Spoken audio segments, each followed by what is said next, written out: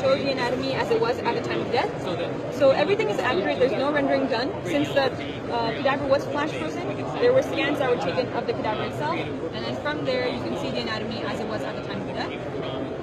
You can also isolate or annotate different parts of the system.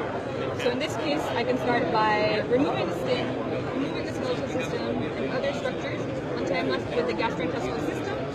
From here, I can get a better view by just zooming in, and I can also get a posterior view by just giving it a little spin. And in this case, I can start removing different structures and getting the annotation of any structure I remove. And I have this undo button where I can bring everything back up. This is amazing. And in this case, you can also have concurrent views of, let's say, the muscular stem and skeletal system, and also start removing different areas to see regional anatomy and other types of anatomy as well at the same time. If you don't want to look at the anatomy as a whole, you can also see regional anatomy. So in this case, I have the female head and neck. To mimic something that you'd find in surgery, you can also do natural cuts. So in this case, I have an incision made, and you can also see the relationship between the skin, the fat, and other structures. And as I showed earlier, you can go ahead and also remove structures here and press this undo button. And what's interesting is these are actually the scans that were done from the cadaver.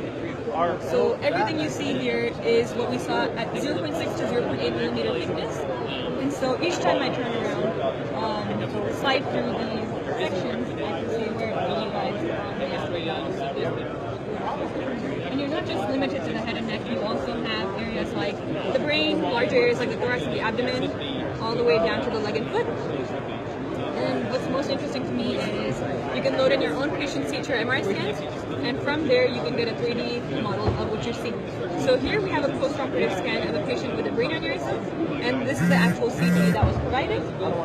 You can go ahead and slide through the CT and see exactly where the clips were placed as well. So if I go down here, it'll show where it is in the foot. And same functionality as before.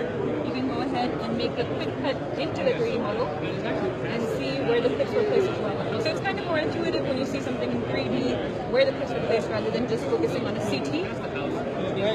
And you can also add in some vasculature if needed. And you can also bring it back down. There's other ways where you can utilize this, where I bring in transparent soft and hard tissue. And so in this case, you still see where the clips were placed.